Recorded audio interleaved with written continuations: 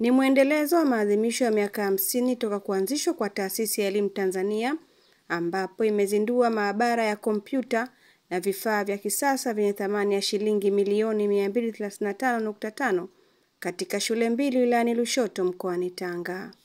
Hafla ya uzinduzi huo imefanywa na mwenyekiti wa baraza hilo Profesa Maulidi Mwatawala. Anasema uwepo wa maabara hizo ni kuunga mkono kwa vitendo utekelezaji wa sera mpya ya elimu ambayo inasisitiza matumizi ya teknolojia ya habari katika ujifunzaji wa wanafunzi. Wengine wanafanya sherehe kubwa labda za harusi, kwa hiyo watu wanachanga, tunasherekea, si ndio?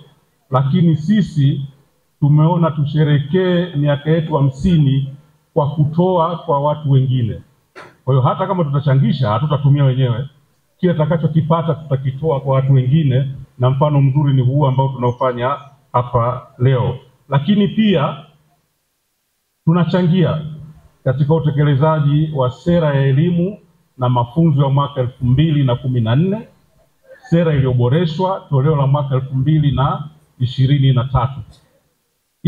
Ukisoma sera hiyo ninayoisema ni kwamba imesisitiza mno matumizi ya tehama katika kujifunza na katika kutoa mafunzo. Kwa hiyo mawasiliano haya ni muhimu katika kutoa hiyo elimu bora, na sasa tumekuja hapa katika shule hizi mbili kutoa vifaa hivyo kwa ajili ya kuboresha hilo.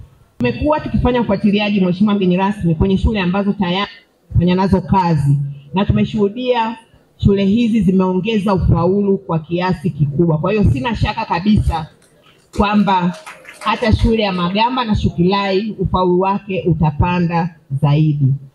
Kwanza naanza kwa kutoa shukrani kwa Mama Samia Suluhu, Rais wa Jamhuri ya Muungano wa Tanzania.